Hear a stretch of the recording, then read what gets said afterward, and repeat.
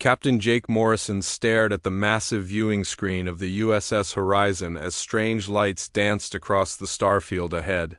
His crew had been monitoring these unusual energy readings for 3 days now, ever since they dropped out of hyperspace near the Kepler 442 system. The lights moved in patterns that seemed almost deliberate, like someone was trying to communicate. "Captain, we're receiving structured signals on multiple frequencies," reported Communications Officer Ryan Hayes from his station. The young officer's voice carried a mix of excitement and nervousness that Jake had come to recognize in first contact situations. "The patterns are definitely artificial, sir." "Someone's out there." Jake nodded slowly, his weathered face showing the calm that came from 20 years of deep space exploration. He had always known this day would come. Humanity had been reaching out into the galaxy for decades, always wondering if they were alone. Today, it seemed, they had their answer. "Amy, what are our defensive systems showing?" Jake asked Lieutenant Amy Foster, his tactical officer. She was young but sharp, with an instinct for danger that had saved the ship more than once. "All quiet, Captain. No weapons signatures, no hostile movements. Whatever they are, they're not acting aggressively," Amy replied, though her fingers remained poised over the weapon controls. Her training had taught her to always be ready, even during peaceful encounters. Dr. Kevin Wright bounced excitedly in his chair at the science station. As Earth's leading xenobiologist, he had spent his entire career preparing for this moment. "Captain, this is incredible.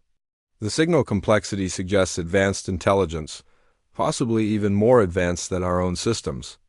Jake turned to his second-in-command, Admiral Susan Blake, who had joined this mission specifically because of the possibility of first contact.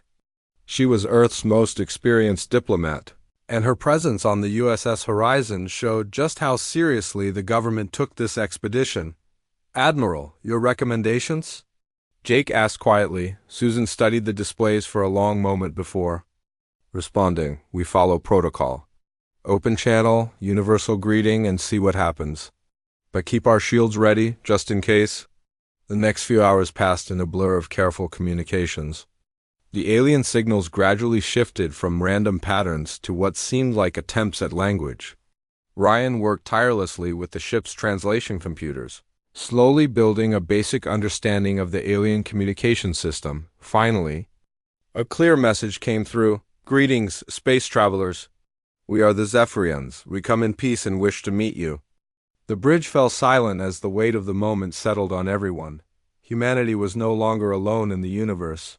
"Respond with our standard greeting," Jake ordered. "Tell them we are humans from Earth and we also come in peace." Within hours, the first alien ship appeared on their screens. It was unlike anything they had ever seen, smooth and curved like a living thing, with surfaces that seemed to shift and flow like water. The ship was beautiful in a way that took everyone's breath away. "My God," whispered Dr. Wright. "It looks almost organic, like it's alive." The alien ship moved closer with graceful, fluid motions. Soon a face appeared on their communication screen. The being was tall and elegant, with skin that looked like polished crystal and eyes that seemed to hold ancient wisdom. When it spoke, its voice was musical and soothing. "I am Valtar, commander of this vessel. We have traveled far too. Meet you, humans of Earth. Your species intrigues us greatly." Jake stepped forward, feeling the weight of representing all humanity. "I am Captain Jake Morrison. This is Admiral Susan Blake, our diplomatic representative. We are honored to meet you, Valtar." Valtar's crystalline features formed what might have been a smile. "We have observed your species from a distance.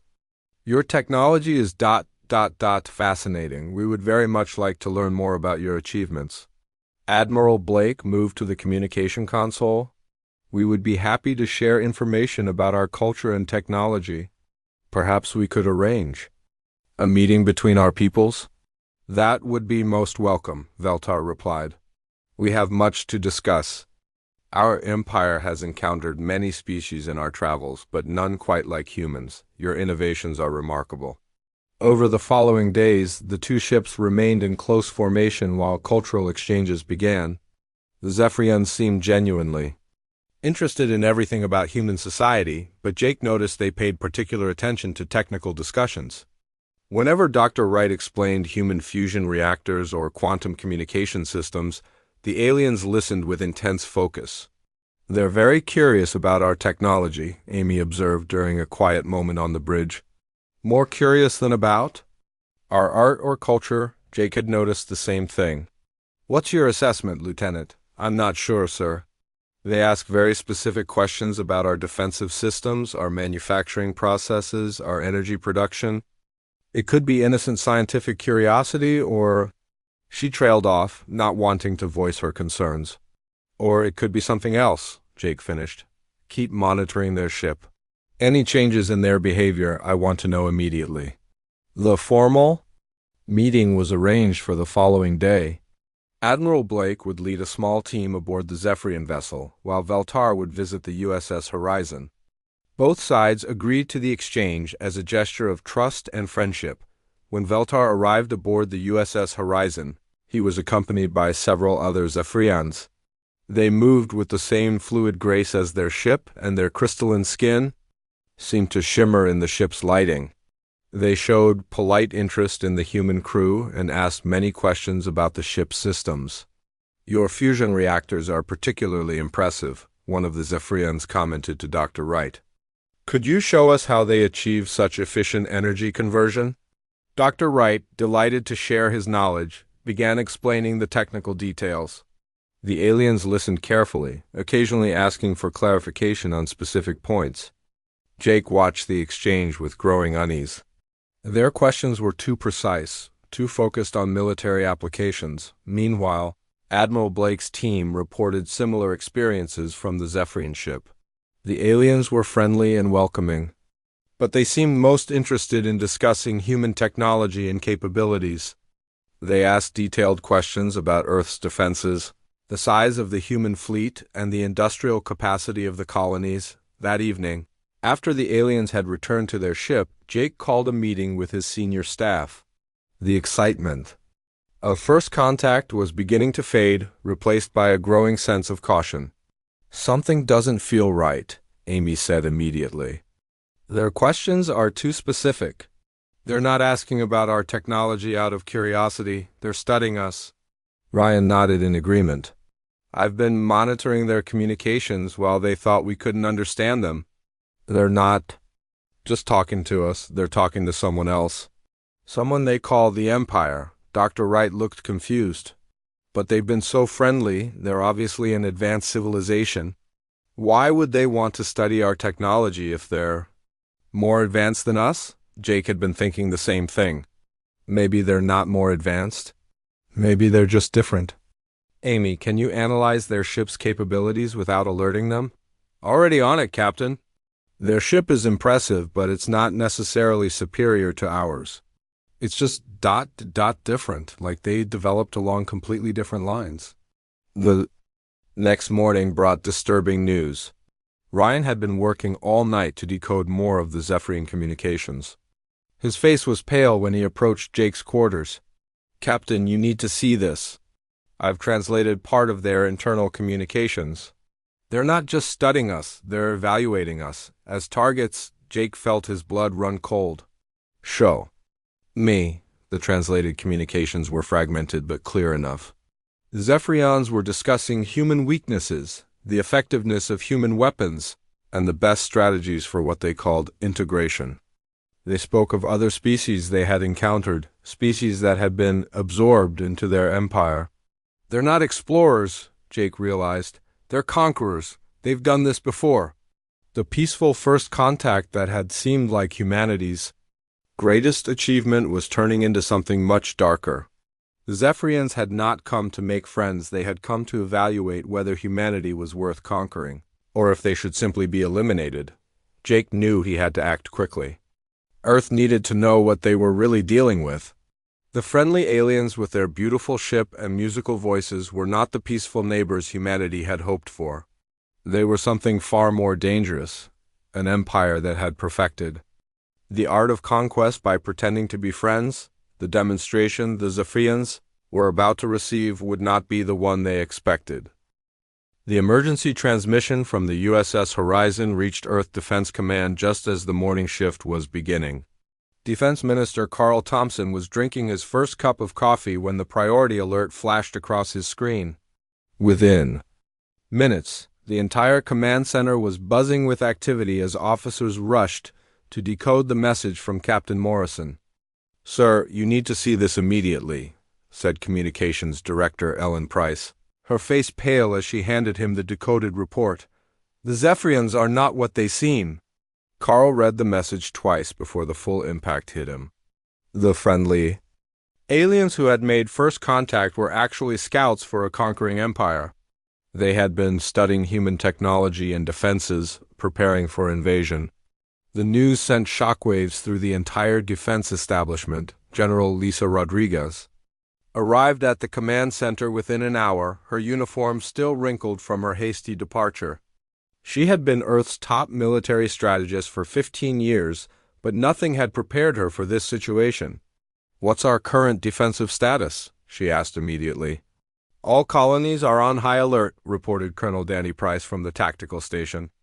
"We've got 12 defensive platforms around Earth, 6 around Mars, and scattered defenses throughout the outer colonies.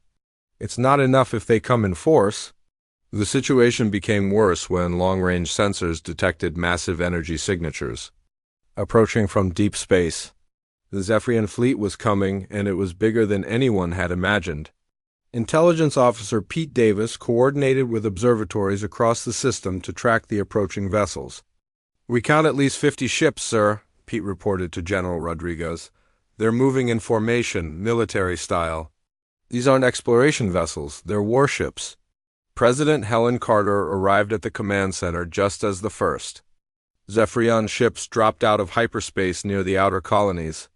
The massive bioships were even more impressive than the single vessel Captain Morrison had encountered. They moved through space like living creatures, their surfaces pulsing. "With organic energy options?" President Carter asked simply. General Rodriguez pulled up tactical displays showing the approaching fleet. "We can fight, but our chances are limited. They outnumber us, and their technology is unknown. We could try to negotiate, but based on Captain Morrison's report, they're not interested in compromise." The answer came sooner than expected. As the Zephyrian fleet took positions around Earth's colonies, a broadcast signal reached every human communication device in the system. The image that appeared was not Veltar, but a much more imposing figure with darker crystalline skin and eyes that seemed to burn with inner fire. "I am Emperor Kethvin of the Zephyrian Empire," the alien announced, his voice carrying an authority that made everyone listening feel small.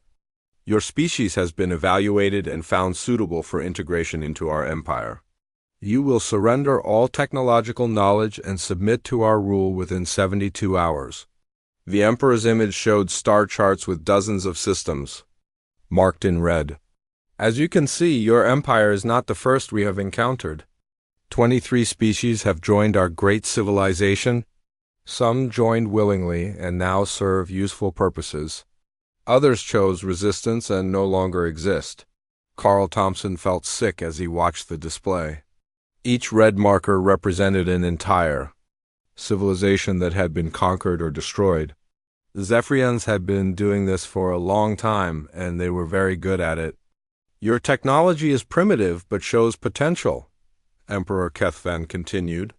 "Your fusion reactors and quantum communication systems will be useful additions to our empire. Surrender now, and your species will be allowed to continue existing as servants. Resist, and you will join the others who chose extinction." The transmission ended, leaving the command center in stunned silence. President Carter was the first to speak. "Get me a direct line to every colony governor and military commander in the system. We need to coordinate our response." Over the next several hours, reports flooded in from across the human colonies. The Zephyrian ships had positioned themselves strategically, blocking escape routes and surrounding major population centers. They were not making any aggressive moves yet, but the message was clear: humanity was trapped. Dr. Maria Santos, Earth's leading physicist, was brought in to analyze the Zephyrian technology. She studied the sensor readings from their bioships, trying to understand how they worked.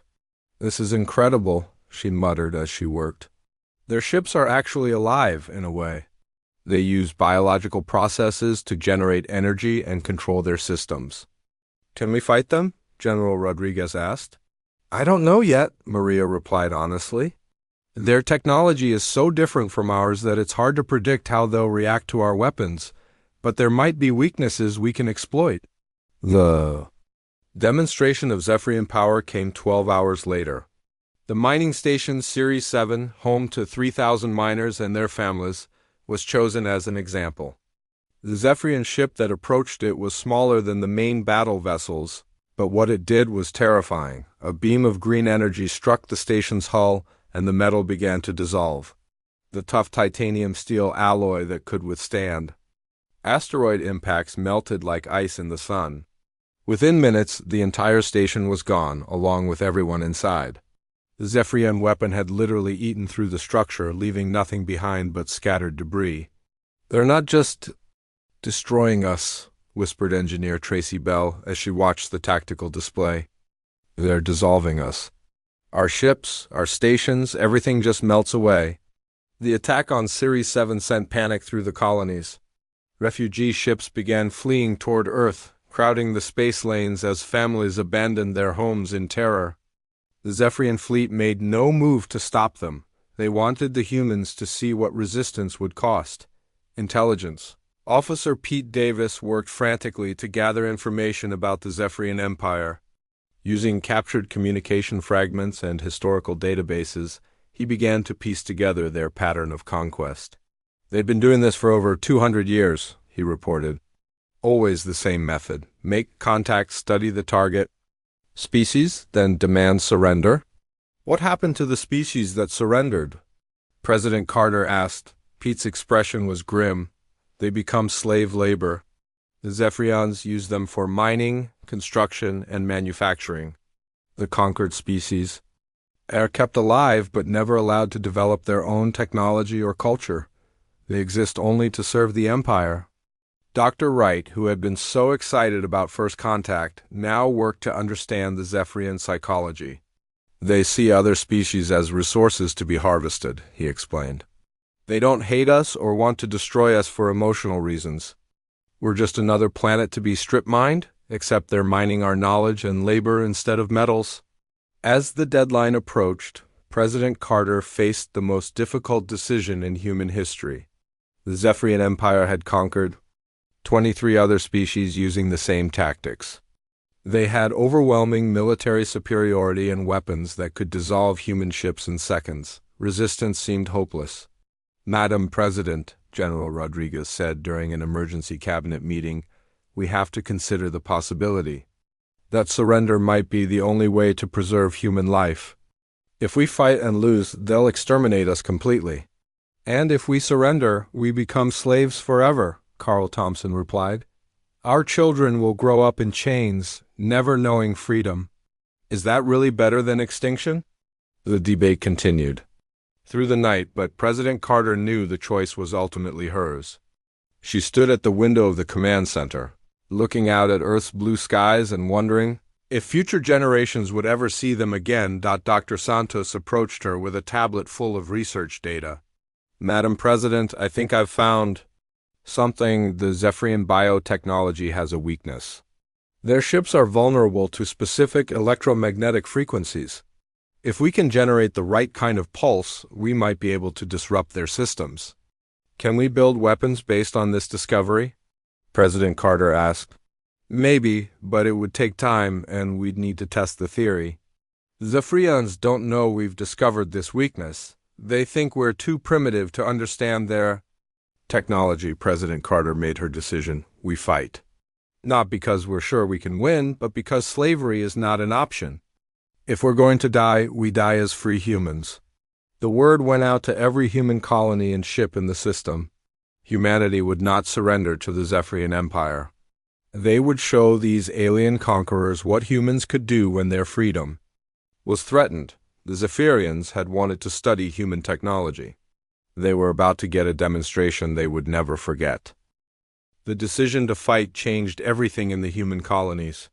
Within hours of President Carter's announcement, every shipyard, factory, and engineering facility in the system was working around the clock. The impossible task ahead of them was turn a peaceful exploration fleet into a fighting force capable of defeating an empire that had conquered 23 other species.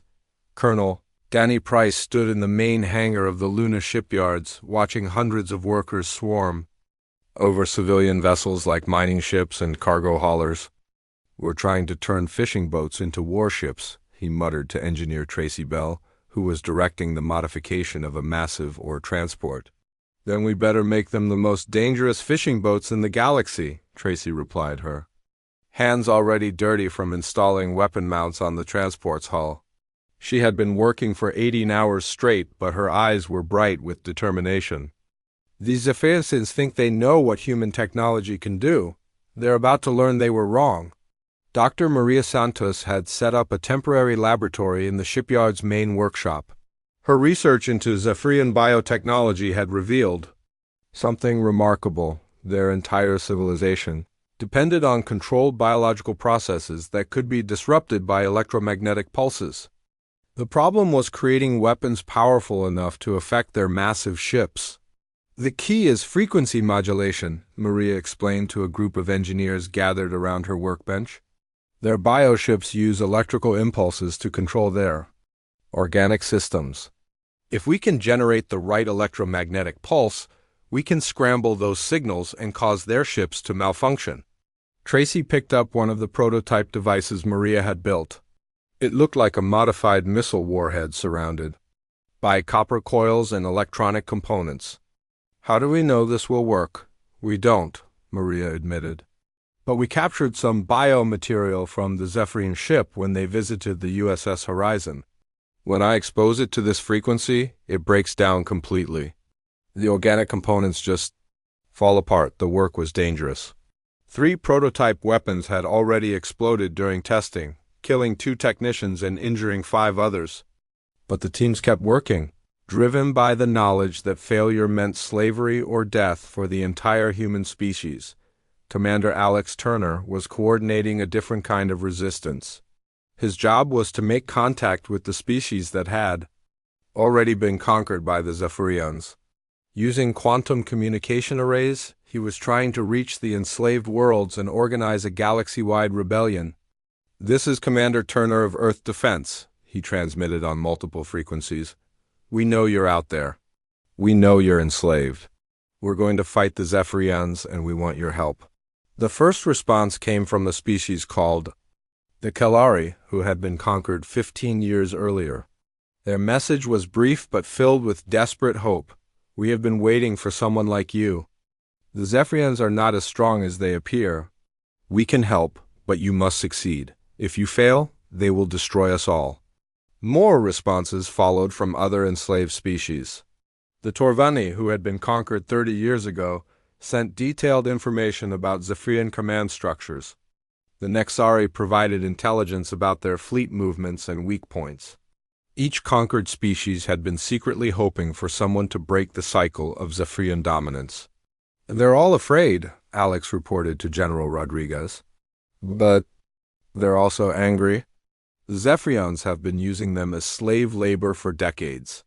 If we can show them that the Empire can be beaten, they'll rise up everywhere." Dr. Kevin Wright was working on a different aspect of the problem. His study of Zephyrian psychology had revealed something important. They had never faced serious resistance. Every species they had encountered had either surrendered quickly or been destroyed easily. They had no experience with prolonged warfare or determined enemies. "The Zephyrians are used to being the strongest force in any conflict," he explained to President Carter during a strategy meeting. "They've never had to adapt to new tactics or deal with unexpected weapons. Their whole approach is based on overwhelming superiority and fear." "What does that mean for us?" President Carter asked. "It means they might be more vulnerable than they appear. They're not prepared for an enemy that refuses to give up. If we can surprise them, if we can show them that they're not invincible, their confidence might collapse." The weapon development continued at a frantic pace. Tracy and her teams had managed to install electromagnetic pulse generators on over 200 ships, from massive battlecruisers to small fighter craft. The weapons were untested in real combat, but they were humanity's only hope. "The civilian ships are actually working better than the military ones," Tracy reported to Colonel Price. "The mining ships have powerful engines and strong hulls. The cargo haulers can carry massive weapons loads. We're creating a fleet that the Zephyrians will never expect." Captain Jake Morrison and the USS Horizon had become the center of human intelligence gathering. Using their close contact with the Zephyrians, they were able to observe the enemy fleet and identify key targets.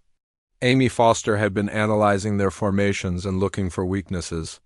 "They're overconfident," Amy reported. "Their ships are spread out in a loose formation. They're not expecting an attack, so they're not taking proper defensive positions.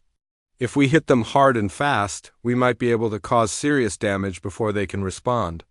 The breakthrough came when Dr. Santos successfully tested her electromagnetic pulse weapon against a piece of Zephyrian bioship hull that had been recovered from space debris. The organic metal literally dissolved when exposed to the right frequency, proving that their ships were vulnerable to human technology. "We can hurt them," Maria announced to the assembled engineers and military officers. "Our weapons will work. The question is whether we can get close enough to use them." The plan that emerged was desperate but brilliant. The human fleet would approach the Zephyrian ships pretending to surrender, getting close enough to use the electromagnetic weapons before the aliens could react.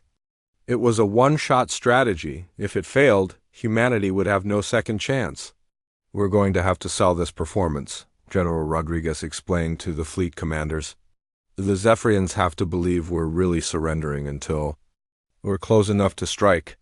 Anyone who breaks character too early will doom the entire operation."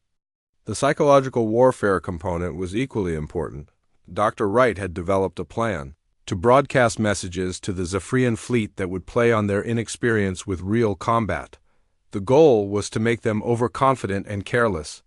"We're going to make them think we're broken and defeated," he explained. "They expect us to be terrified and helpless. We'll give them exactly what they expect to see, right up until the moment we attack." As the deadline approached, the human fleet began to move into position.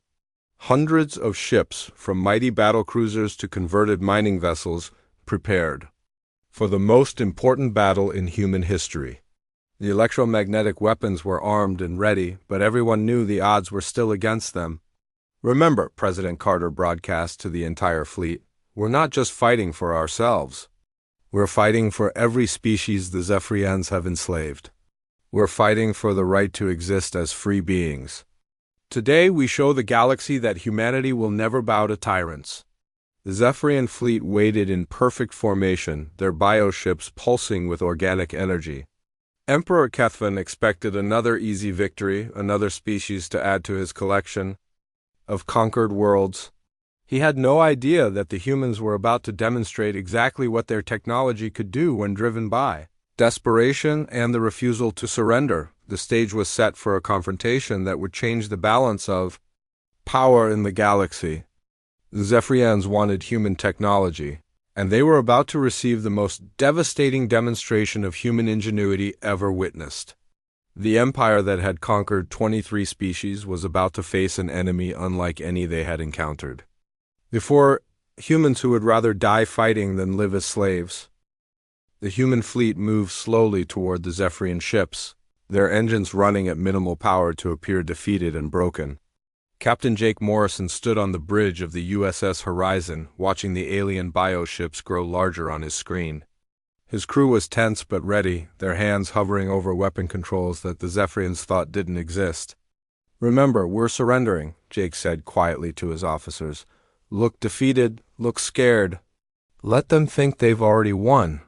Emperor Kethvan watched from his flagship as the human vessels approached. The massive bioship pulsed with satisfied energy as its organic systems detected the approaching fleet. To the Emperor, this was just another routine conquest, another species bowing to the inevitable power of the Zephyrian Empire. They move like beaten animals, commented one of his commanders, a tall Zephyrion with dark crystal skin. Their ships are primitive and slow. This species will make useful slaves once we break their spirit completely. The Emperor's crystalline features formed what might have been a smile. Contact their leader. I want to hear their surrender personally. It will be amusing to watch them grovel before our power. Admiral Susan Blake appeared on the communication screen, her face carefully arranged to show defeat and desperation. Behind her, the bridge of her command ship looked damaged and poorly maintained. It was all an act, but the Zephyrians saw exactly what they expected to see. "Great Emperor," Susan said, her voice trembling with fake fear, "we have come to surrender. As you commanded, our people are beaten. We cannot fight your mighty empire." Emperor Kethvan's eyes glowed with satisfaction. "Wise choice, human. You have saved your species from extinction. Lower your shields and prepare to be boarded. Your ships and technology will be examined and catalogued." "Of course, Great Emperor," Susan replied, bowing her head in submission. "We are honored to serve the Zephyrian Empire." The human ships moved closer, their shields dropping as ordered. The Zephyrians relaxed their defensive formations, confident that another species had been added to their collection. Their bioships spread out to surround the human fleet. "Ready to begin the process of integration, Colonel." Danny Price watched from his converted mining ship as the Zephyrian vessels moved into position around them. His ship looked like a harmless old hauler, but hidden beneath its hull were enough electromagnetic weapons to cripple an entire squadron of bioships. "Distance to target?" he asked his weapons officer quietly. 2 kilometers in closing, sir. We're well within optimal range." Tracy Bell monitored the electromagnetic pulse generators from her position on the bridge. The weapons were charged and ready, but they would only get one chance to use them. If the attack failed, the Zephyrians would destroy the human fleet in minutes. "All weapons show green, Colonel," she reported. "The pulse generators are stable and ready to fire." Throughout the human fleet, similar conversations were taking place. Hundreds of ships, from massive battlecruisers to small patrol boats, were preparing to unleash weapons that the Zephyrians had never encountered before.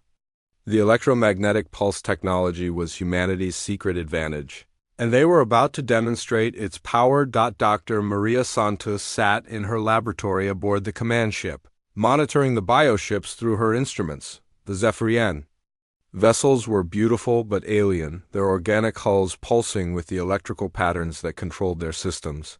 Those same patterns were about to become their greatest weakness. "The bioships are showing normal electrical activity," she reported to Admiral Blake. "Their organic systems are functioning at full capacity. When we hit them with the electromagnetic pulse, the disruption should be catastrophic." Commander Alex Turner was coordinating with the enslaved species throughout the galaxy. As the human fleet prepared to attack, rebellion was stirring on dozens of conquered worlds. The Killari had sabotaged their mining equipment. The Torvani had seized control of orbital platforms, and the Nexari had begun attacking Zephyrian supply lines. "The rebellions are beginning," Alex reported to General Rodriguez. "Our enslaved allies are ready to strike when we give the signal. The Zephyrians are about to face uprisings on 20 different worlds." The moment of truth came when the human fleet reached the center of the Zephyrian formation. The bioships surrounded them completely, their organic weapons powered down because they believed the humans were helpless. Emperor Kethvan prepared to board the human command ship and personally accept their surrender. "Now," Admiral Blake said quietly into her communication system. The word was passed throughout the human fleet in an instant. Hundreds of ships that had been pretending to surrender suddenly came alive with deadly purpose. Hidden weapon bays opened, electromagnetic pulse generators powered up, and the most devastating surprise attack in galactic history began. The first electromagnetic pulse struck Emperor Kethvan's flagship directly. The massive bioship convulsed as its organic systems went haywire, electrical patterns scrambling into chaos. The living hull began to writhe and twist as the pulse disrupted every biological process that kept the ship functioning. "What is happening?" The Emperor screamed as his ship shuddered around him.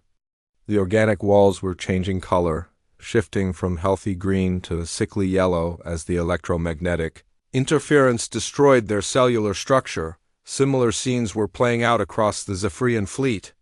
The bioships that had seemed so powerful and elegant moments before were now thrashing in space like wounded animals. Their organic weapons couldn't function, their propulsion systems were failing, and their communication networks were completely disrupted. Captain Morrison watched in amazement as the Zephyrian ship nearest to him began to dissolve. The electromagnetic pulse had caused its biohull to break down at the molecular level, and chunks of organic material were drifting away into space. "It's working," Amy Foster reported from her tactical station. "The electromagnetic weapons are more effective than we hoped. The bioships are falling apart." The human fleet pressed their advantage, moving through the chaos to target the Zephyrian command vessels. Tracy Bell's mining ship unleashed a concentrated electromagnetic barrage that completely disabled 3 bioships, their organic systems shutting down as their electrical patterns collapsed. "Target the larger ships," Colonel Price ordered. "We need to take out their command structure before they can adapt." But the Zephyrians were learning fast. The few ships that had not been caught in the initial attack began to adapt their biosystems to resist the electromagnetic pulses. Their organic hulls started to develop new electrical patterns that were less vulnerable to disruption. "They're adapting," Dr. Santos warned. "The bioships are changing their electrical signatures. Our weapons are becoming less effective." The battle became a race against time. The human fleet had to destroy as many Zephyrian ships as possible before the aliens could develop complete resistance to the electromagnetic weapons. Ships on both sides were being destroyed, but the humans were winning through sheer determination and superior tactics. Lieutenant Amy Foster led a boarding party onto a disabled Zephyrian vessel, fighting through corridors that were more like the inside of a living creature than a spaceship. The walls pulsed with failing biosystems, and the air was thick with the smell of dying organic matter. "The Zephyrians are weaker than they appear," she reported as her team captured the ship's control center. "Without their biotechnology, they're physically fragile. They've been depending on their ships to do all the fighting." The turning point came when Colonel Price's squadron managed to penetrate the defenses of Emperor Kethvan's flagship. The massive bioship was already dying from electromagnetic damage, its organic systems failing throughout the vessel. The Emperor, who had never experienced defeat, watched in horror as his invincible empire crumbled around him. "This is impossible," he whispered as human soldiers stormed onto his bridge. "We are the masters of the galaxy. We have conquered 23 species. You cannot defeat us." "We just did," Colonel Price replied, his electromagnetic weapon trained on the Emperor. "Your empire is finished. The species you enslaved are rising up everywhere. Your bioships are dissolving in space. The demonstration is over." The battle raged for 6 more hours, but the outcome was no longer in doubt. The Zephyrian fleet was destroyed or disabled, their biotechnology proving completely vulnerable to human electromagnetic weapons. The empire that had conquered 23 species had been brought down by the 20-4th dot as the last Zephyrian ship surrendered. Reports began coming in from across the galaxy. The enslaved species had successfully rebelled, seizing control of their worlds and driving out the Zephyrian occupation forces. The empire was collapsing everywhere at once. Emperor Kethvan sat in human custody, his crystalline skin dull and lifeless. The being who had seemed so powerful and confident during the surrender demand now looked small and broken. His empire was gone, his fleet destroyed, and his reputation as a conqueror shattered forever. The humans had given the Zephyrians exactly what they asked for, a demonstration of human technology. It was not the demonstration the aliens had expected, but it was certainly one they would never forget. The news of the Zephyrian defeat spread across the galaxy faster than anyone had imagined possible. Within days, reports were coming in from every corner of the former empire as enslaved species threw off their chains and reclaimed their freedom. The mighty civilization that had dominated the galaxy for over 200 Years was crumbling like a house of cards. Captain Jake Morrison stood in the conference room of the USS Horizon, looking at the holographic display that showed the collapse. In real time, red markers that had once represented conquered worlds were turning green as species after species declared their independence. The Kellari had retaken their home system, the Torvani were dismantling Zephyrian mining operations, and the Nexari were hunting down the remaining occupation forces. "It's incredible," said Dr. Kevin Wright, who was monitoring the psychological impact of the defeat on the remaining Zephyrians. "Their entire sense of superiority has collapsed. They built their empire on the belief that they were invincible, and we shattered that belief in a single battle." Admiral Susan Blake was coordinating the massive humanitarian effort that was needed to help the liberated species. Many worlds had been strip-mined or turned into slave camps, and their populations needed immediate assistance. The human fleet was working around the clock to deliver food, medical supplies, and technological aid to the recovering civilizations. "The Torvani haven't had access to their own technology for 30 years, she reported to President Carter during a video conference. "They've forgotten how to operate their own factories and power plants.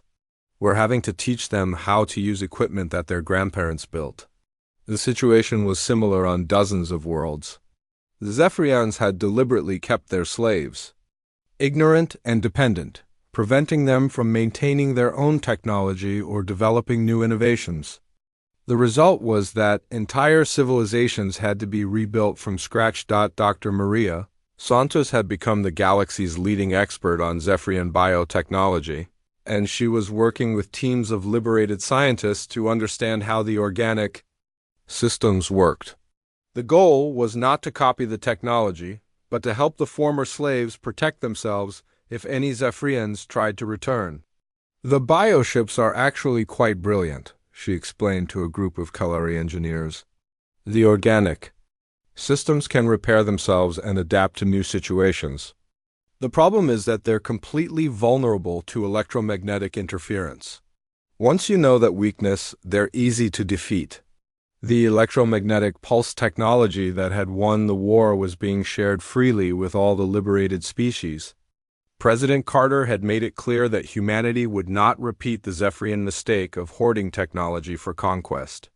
Instead, they would use their knowledge to help build a better galaxy. "We're not going to become the new empire," she announced during a broadcast to the entire galaxy. "We're going to help create a community of free species that can work together and protect each other. The age of galactic empires is over." Emperor Kethvin sat in his cell aboard the human prison ship, a broken shadow of his former self. The proud ruler who had once commanded fleets and enslaved entire species was now just another war criminal awaiting trial. His crystalline skin had lost its luster, and his eyes no longer burned with inner fire. "He keeps asking how we did it," reported the guard who was watching him. "He can't understand how a primitive species like humans could defeat his empire. He thinks there must be some kind of trick or secret weapon that we're hiding." Colonel Danny Price, who had been put in charge of the Emperor's custody, found the aliens' confusion almost amusing. "There was no trick. We just refused to give up." That's something he never encountered before. The trial of Emperor Kethvin became a galactic event, with representatives from every liberated species coming to Earth to witness justice being served. The charges were simple but devastating: genocide, slavery, and crimes against sapient life. The evidence was overwhelming, and the verdict was never in doubt. "You enslaved 23 species," the judge told the Emperor during sentencing. "You destroyed entire civilizations that refused to submit. You turned free beings into property and treated them as nothing more than tools for your empire." The Emperor's response was telling. Even in defeat, he could not understand what he had done wrong. "We brought order to chaos," he said. "We united the galaxy under one rule. The weak should serve the strong. That is the natural law of the universe." "That is not law," the judge replied. "That is tyranny. And tyranny always falls when people decide they would rather die free than live as slaves." The rebuilding of the galaxy took years, but it was a labor of love for all the species involved. The humans shared their technology freely, helping former slaves rebuild their worlds and develop new innovations. The Kilari became experts in biotechnology. The Torvani mastered space construction, and the Nexari developed advanced communication systems. Tracy Bell found herself in charge of the largest engineering project in galactic history, the construction of a new space station that would serve as a meeting place for all the free species. The station was built using technology from every civilization, a symbol of cooperation replacing the old empire of conquest. "It's beautiful," she said as the station neared completion. Every species contributed something unique. The Kalari provided the organic components, the Torvani built the structural framework, and the Nexari designed the communication systems. It's everything the Zephyrian Empire wasn't, built by free people working together. Commander Alex Turner was put in charge of the new Galactic Defense Alliance, a voluntary organization dedicated to protecting the freedom of all species. Unlike the old empire, membership was optional and based on mutual respect rather than force. "We're not trying to control anyone," he explained to a gathering of species representatives. "We're just making sure that no one can ever again build an empire based on slavery and conquest. If another species tries to become the new Zephyrians, we'll be ready for them." The Alliance's first major project was the establishment of a galactic library where all species could share their knowledge and discoveries.